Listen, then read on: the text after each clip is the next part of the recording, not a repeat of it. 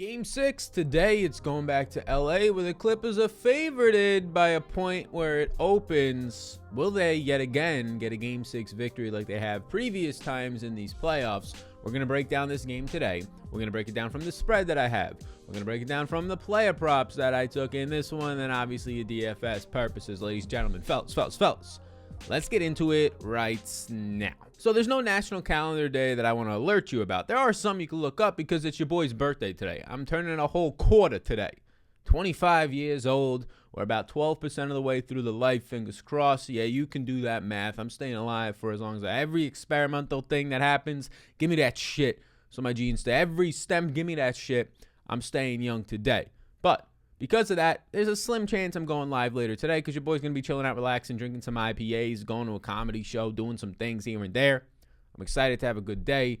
I'm also excited for this game because this is Game 6. Maybe we get a Game 7, the best two words in sports, the cliches, right? We'll see how that goes, though, because as of right now, I have the Suns +1 on the road. We'll see how that goes, right? +1's basically a pick 'em at that point.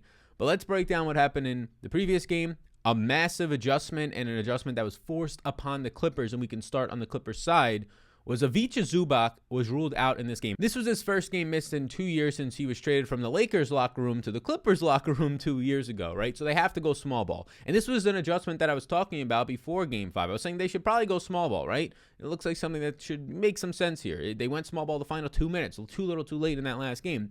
But they go small ball because they're forced into going small ball, and what happens? It's a key to their victory. They start with the starting lineup of Reggie Jackson, Terrence Mann, Pat Beverly, PG, and Marcus Morris at the 5. And yes, Marcus Morris at the 5, that dominated previous series, that neutralized Kristaps Porzingis, that really probably got them through that Dallas series. He comes in, he plays 38.8 minutes, would have played 40-plus minutes if the game was not garbage time for the final minute and a half. 21st half points. He shoots 56% on 16 attempts, 2 of 5 from 3, and he looks healthy out there. That's massive for them. He does great things on defense, switching. They were finally able to neutralize Ayton. Only 9 attempts in this game, made 5 of them, but you'll take that. He wasn't a dominating force on offense. Ayton wasn't a dominating force on defense because of what we talked about. As a big, slower center, not being able to get out to the three-point range, not being able to be as quick against smaller guards and smaller guys on the court, Ayton wasn't able to block shots, wasn't able to disrupt at the rim. Paul George was able to get switches, and he got to the rim 7 times, and he made all 7 shots. 100%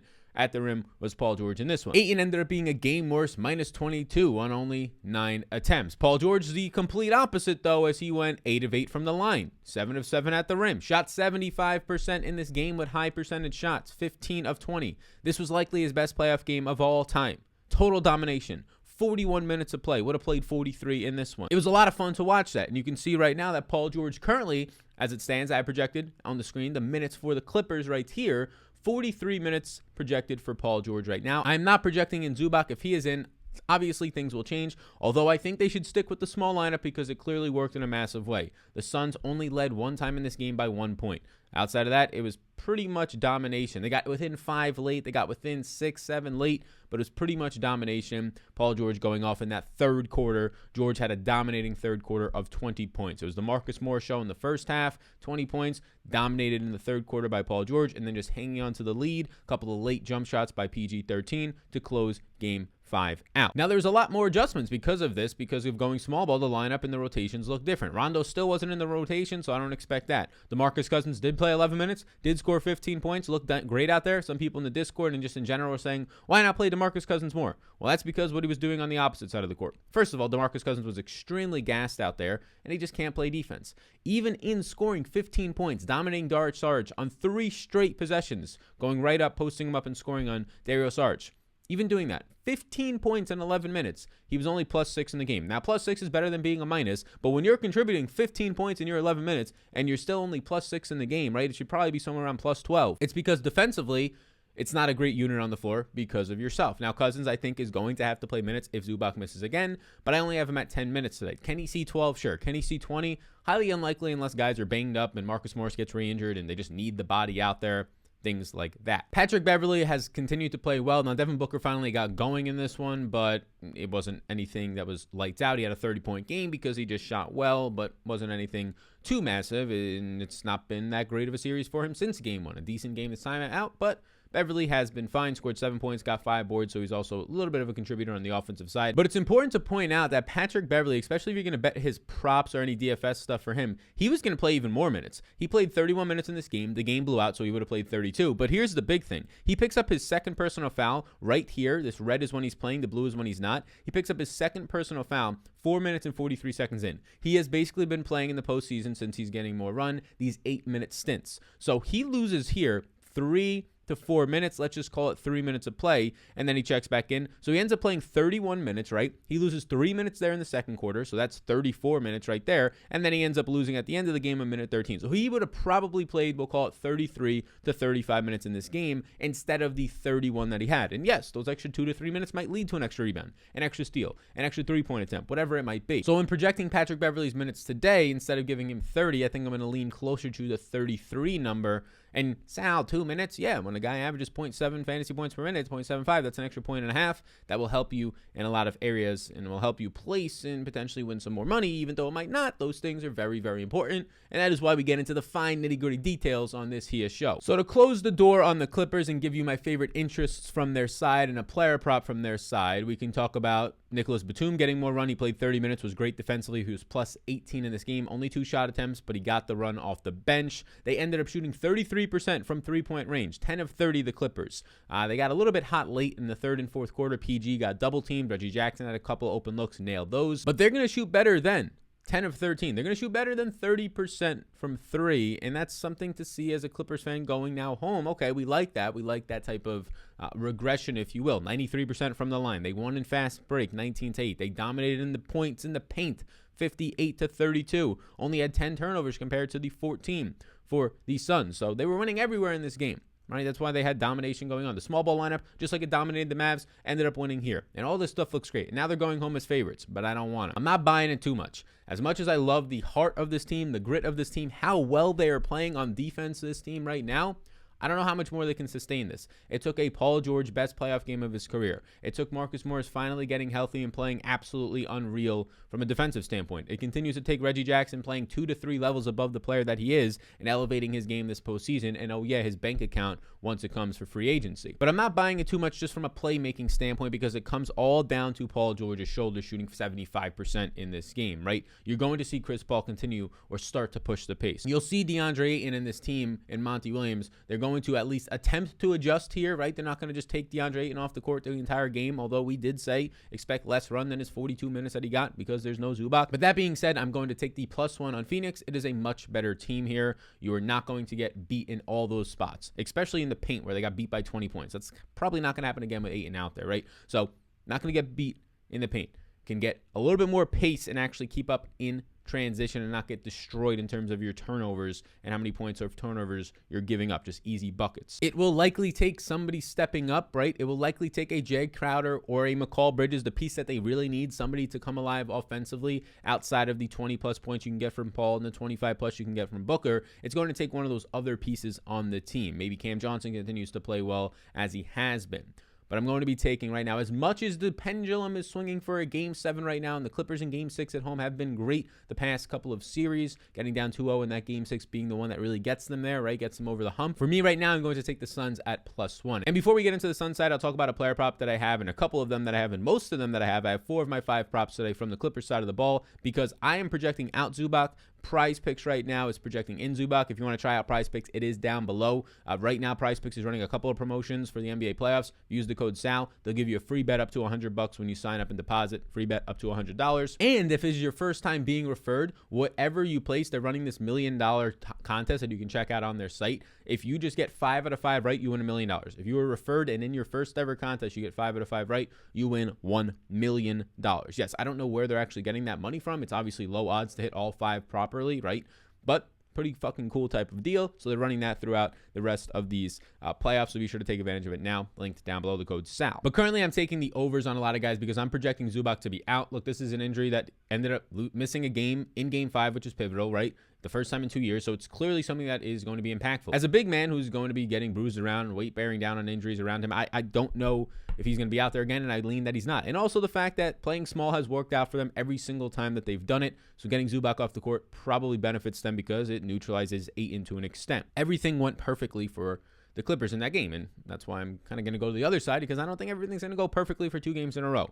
Rarely does. But Terrence Mann over 18.5 fantasy points, because with no Zubac, I expect him to start again. Marcus Morris over 20.5 fantasy points. I mean, Marcus Morris had this in like a quarter and a half last time because he was playing out of his mind. I have Marcus Morris for around 28 fantasy points, 8 points more than this if Zubac misses. We like that. Reggie Jackson over 3.5 assists. I also like that. I like that a lot more if it's small ball. But even if Zubac's out there, it's fine. He can dish to him, finish at the rim. It's an easy way to pick up some easy buckets. I have Reggie Jackson right now for 4.7 assists, which might not sound like a big difference. It is. And over 6.5 points. We took this same bet last time. We just got there with 7 points out of Patrick Beverley. You can also take the over 16.5 for his fantasy points. I think either of those work properly, but that is where we are at, the over 6.5 points. Now let's get into the Suns side of the ball. As we transition into the Suns, I want to let you know about the sponsor of the program today, which is an exciting one because it's a product that I use. It's a product that I've been using for quite some time right now, and that is going to be Ritual Vitamins for Men.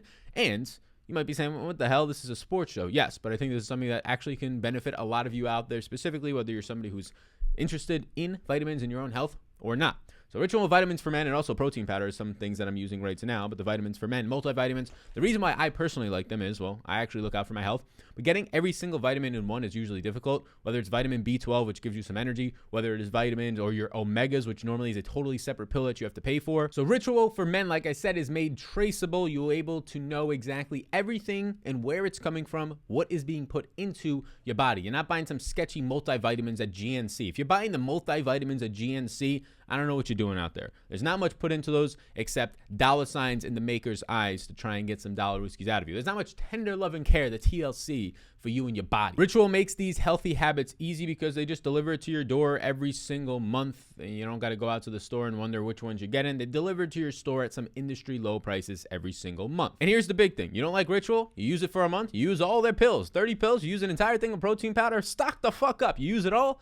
After 30 days, if you don't like it, you can just get all your money back. So, I mean, it's risk-free. And if you are a viewer or user of this show and go to ritual.com/Sal Vetri, you get 10% off your first 3 months. These things are like $25 a month. And if you know vitamins, they're normally around $50 per month to get a good multivitamin. So check it out, Ritual Vitamins for Men. I got myself stocked up on a 3-month supply of stuff, and I expect to go right back to the well with it. It is a very quality product, so check it out down below in the description. The Phoenix Suns side of the ball in this one. Look, there's not a ton to adjust here. Like, the Clippers are going to do the same thing. They're going to probably go small ball unless Zubac comes back. And then if you're the Clippers, you're saying, thank you, thank you, thank you. But they're not going to probably adjust too much. And if they don't adjust, you're just going to have to hope that PG doesn't shoot as well. You're going to have to hope that, you can shoot a little bit better and try and stop some threes from happening on the opposite side, but you need a couple of guys to get going. You need McCall Bridges to get going. He hasn't been doing much. You need Jay Crowder to do something. I know these guys are your main defensive forces, but when they're not playing defense like in the last game, what are they doing for you all that much? And the answer is probably not much. You probably need to stop playing Nader. I was nice to see Nader 2 games ago, but playing him 11 minutes, 10.5 or 8.5 meaningful minutes before some of the blowout run came into play, why not just give 4 to 6 to all of those minutes to Cam Johnson, who's turning the ball over 3 turnovers last game, fine, but playing well, shot 5 of 6, 14 points, back-to-back games with double-digit points, and Cam Johnson, who's a ball handler, can play some defense, can rebound. Why not play him more minutes? It just makes more sense. He can stretch the floor from 3 better than Nader, better than Torrey Craig. So I think probably getting your minutes in your rotation down a little bit more compact makes some more sense. They started to double-team Paul George. If he's getting hot, do that earlier, right? They started to double-team him. He got hot in the 3rd. They didn't start double-teaming him until he checked back in the 4th, and at that point, the damage was kind of already done. So start to double-team him a little bit earlier. Chris Paul has to stop slowing the pace down. Look, this is the team. In the whole regular season, this team was very, very slow. They played slow. This Phoenix Suns team, Devin Booker, exciting. They're pushing campaign. They're pushing. No, Chris Paul slows the pace down on the teams that he plays. It works in the regular season. It can be a detriment, especially when you get behind in games because you're killing your own clock in the postseason. You're killing your own rhythm. It's hard to build momentum. It's hard to have these 7-0, 10-0 drives, right? Runs, because you have a team on the other side who's fatigued. This Clippers team is massively fatigued. Chris Paul has played 150 more minutes than anybody else in the postseason. Push the tempo. Get these guys gassed. Help your own selves out, especially when you're trailing by double digits. You need to do that stuff, Chris. hopefully we see that adjustment. I have Phoenix minutes on the screen right now, and not much has changed. You know the starting five. You know McCall Bridges and Crowder are going to be out there because of defensive purposes and the ability to at least do something from three. So the starting five is the same. I have Cam Johnson at 22 minutes. I have Sarge still in the rotation. I have Nader still in the rotation and Craig because I just don't know if Monty Williams makes some massive adjustments to take them fully out. I gave Nader half his minutes. But I think there's a real chance you can see Craig play all the minutes, no Nader. I think there's a real chance you can see Cam Johnson play 26 to 28, no Nader and or no Craig in this one. But this is where we're at from a median projection standpoint. Just know that the upside is there more so for Cameron Johnson. In terms of the minutes that can see a massive increase, Cam Johnson is probably the highest on the entire Suns right now because you're already getting big minutes for the starters, and the guys on the bench, I think, lose anything if your name is not Cam Johnson. At one point in this game, you saw the Suns go to a zone. It honestly wasn't really working. They struggled to switch. It let Paul George get to the basket and shoot 7 of 7 at the rim, so it didn't work well. I don't know if you see that all that much moving forward. Dario Saric got dominated by Cousins. When we talked about Cousins, he was still +8 on the court, but that's not really a true indication of what he did. He played 10 meaningful minutes, and 3 possessions in a row, Cousins backed him down and went right into him. So you're probably not going to want to see that matchup if Zubac is to miss again. At the end of the day, they only shot 34% from 3. They did not shoot well from the field. They shot 85% from the free throw line. More turnovers in this game, ended up having 14, and 23 of those points came off of turnovers for the Clippers and only led by 1.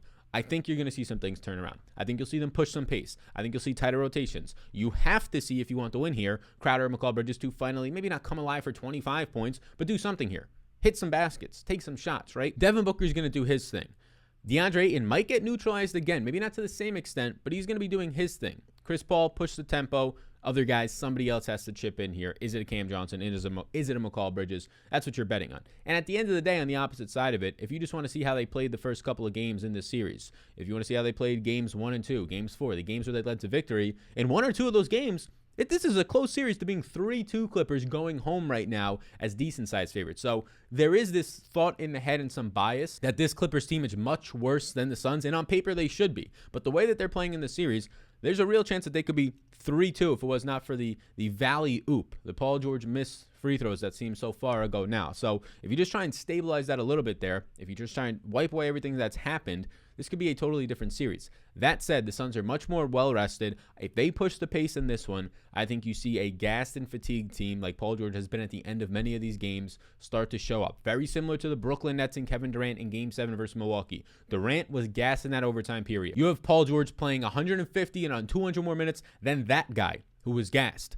Get this guy into deep waters if you're familiar with MMA and boxing terms, the combat sports terms. Get him into them deep waters and take the man out. That being said, I do have one player prop over on the side of the Suns ball. And this is one that I don't really feel that confident about, but for Prize Picks, you have to choose a player on each side. Cam Johnson, I have under 17 fantasy points. I do think there's a chance Cam Johnson plays more minutes. He has been playing well. So yes, there is a chance he plays more minutes. But in that time when he's playing well, he's shooting 5 of 6, right? He's shooting 80-something%. That's going to clearly drop. Shooting 80-something%, if that drops down to, 55%, it's much more difficult for him to realize these fantasy point totals. I have Cam Johnson around 14.9 fantasy points today. That is on Prize Picks. Again, if you want a chance at $1 million, yes, $1 million. And if you just want that, so here's the thing. You sign up, use the code SAL, you get free money to play with. You could put that free money to play with into your first entry, and as long as you were referred by somebody, aka Sal, well, bam, now you have a chance if you hit 5 out of 5 to win $1 million Wooski. So thank you for tuning in. Like and subscribe before you go. It's your boy's birthday, so there's a real good chance I'm not going to be live later today.